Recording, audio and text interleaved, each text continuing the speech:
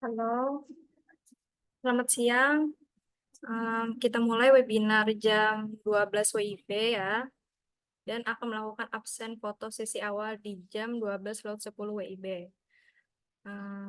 Karena masih ada peserta yang belum login, belum join lagi nih, sambil menunggu, saya akan bacakan peraturan webinar terlebih dahulu.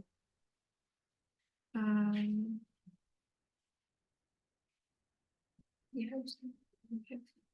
aja. Yang pertama, join audio pada settingan Zoom agar suaranya terdengar.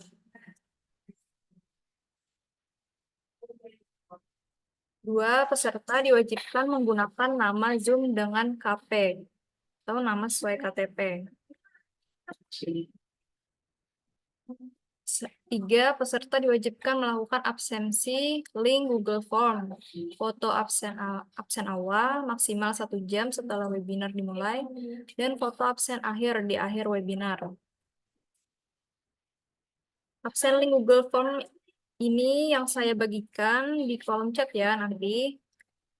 Absen ini cukup diisi 1 kali aja.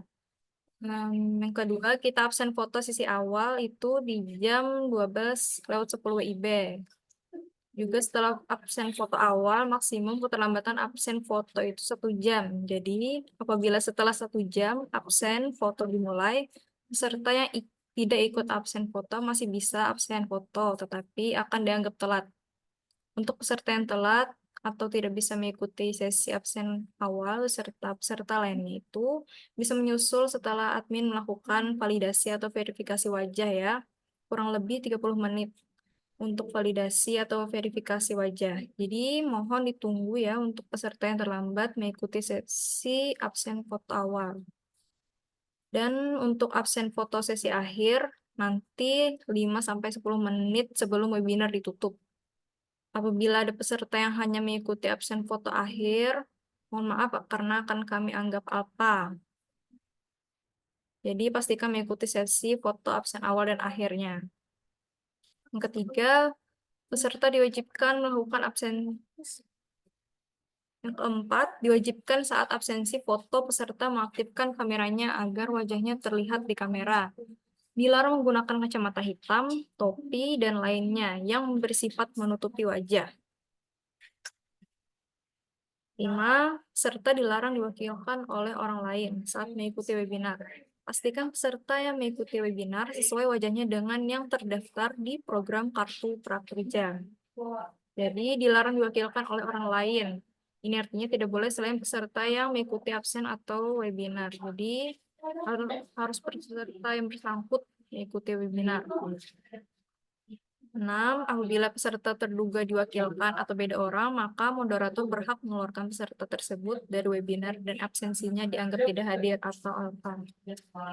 7. Apabila peserta ingin meninggalkan Zoom, minta izin terlebih dahulu kepada moderator agar tidak dianggap meninggalkan webinar. 8. Jika peserta ada yang ingin ditanyakan saat materi berlangsung, gunakan raise hand atau bisa ketik di kolom chat pertanyaannya. Oke, itu saja untuk peraturan webinar pada hari ini.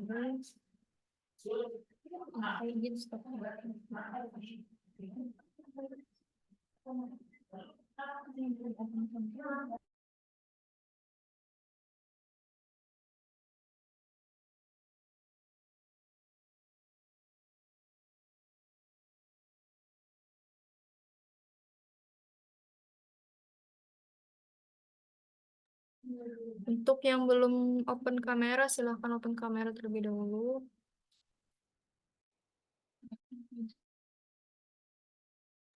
Arahkan wajahnya di depan kamera ya, agar mudah untuk memverifikasi. wajahnya nanti.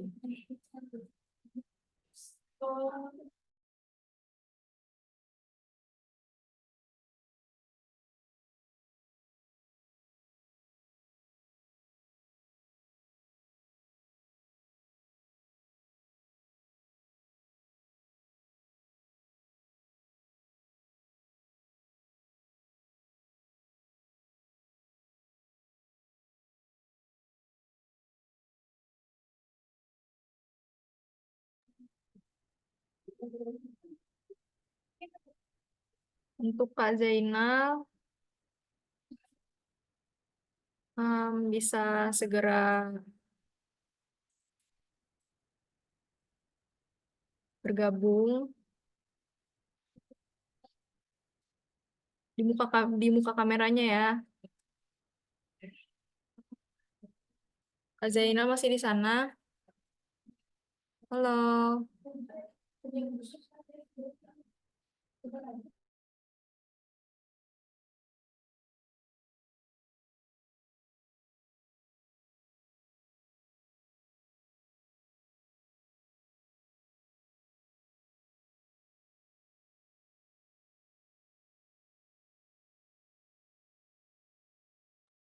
Halo Kak Zainal. Kami akan melakukan sesi absen foto nih. Jadi mohon untuk segera hadir ya di depan kameranya.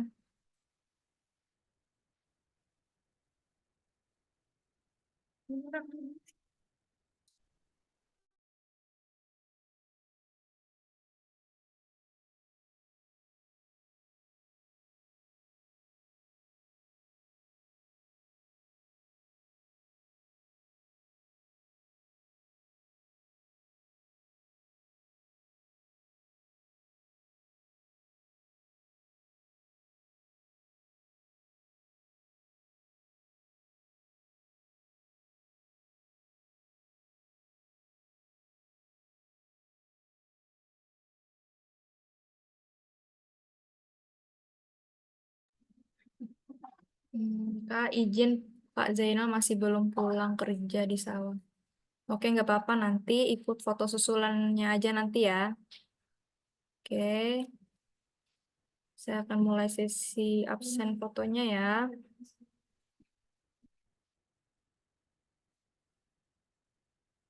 Oke, semuanya bisa menghadap ke depan kamera.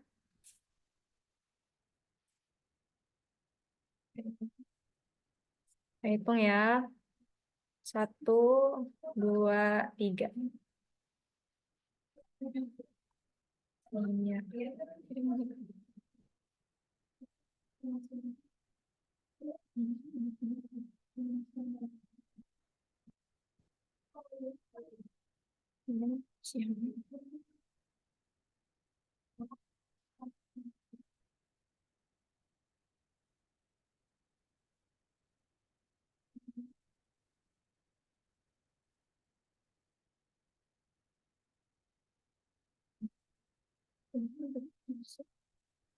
Fotonya sudah saya kirimkan di grup. Baik, untuk fotonya sudah saya kirimkan di grup. Link absen kirim. Tunggu ya untuk link absennya saya akan coba kirim juga.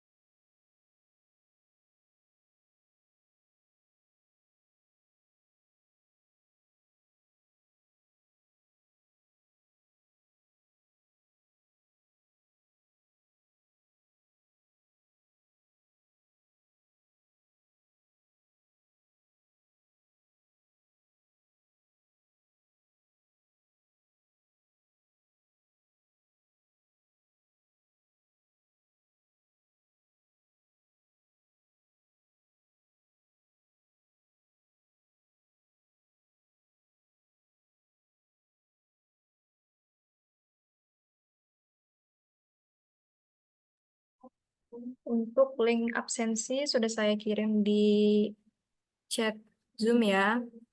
Silahkan bagi yang ingin mengisi absennya terlebih dahulu sebelum memulai pelatihan webinarnya. Silahkan diisi dulu. Cukup 1 kali aja ya isinya.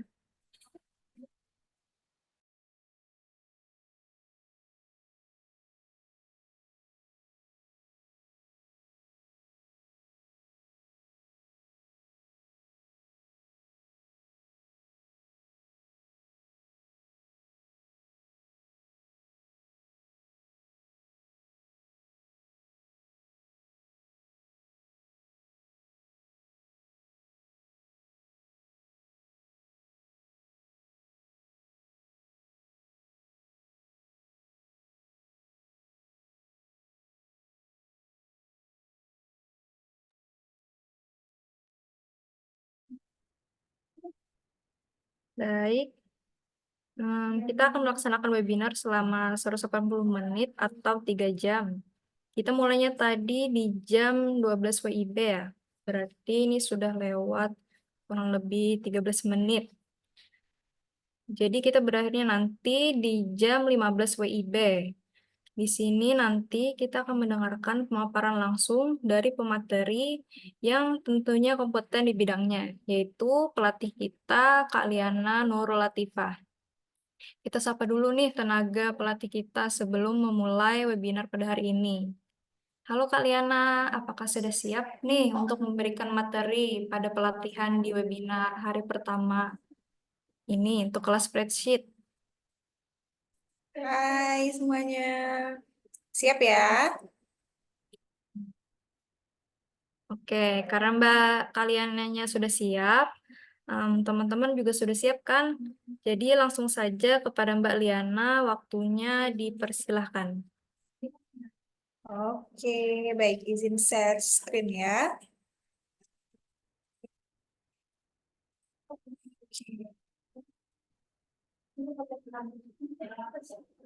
Oke,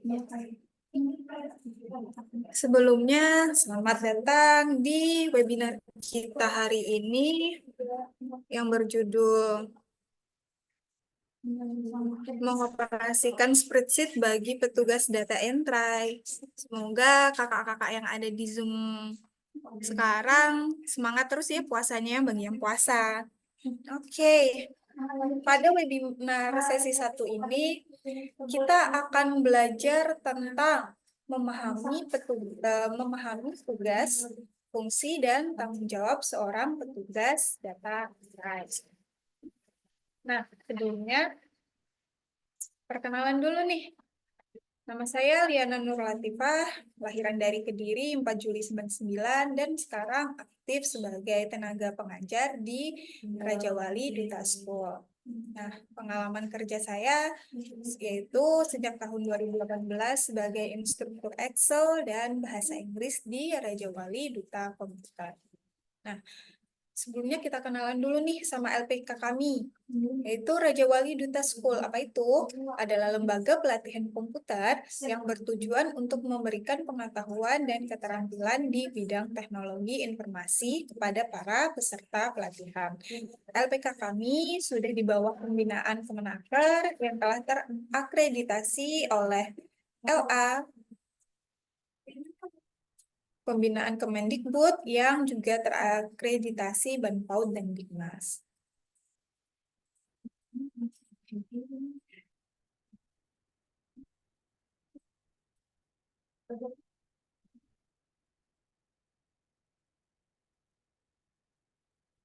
Nah, tujuan pembelajaran. Kita memiliki 3 tujuan pembelajaran nih dalam webinar ini. Yang pertama adalah peserta mampu mengetahui tugas dan tanggung jawab sebagai petugas data entry.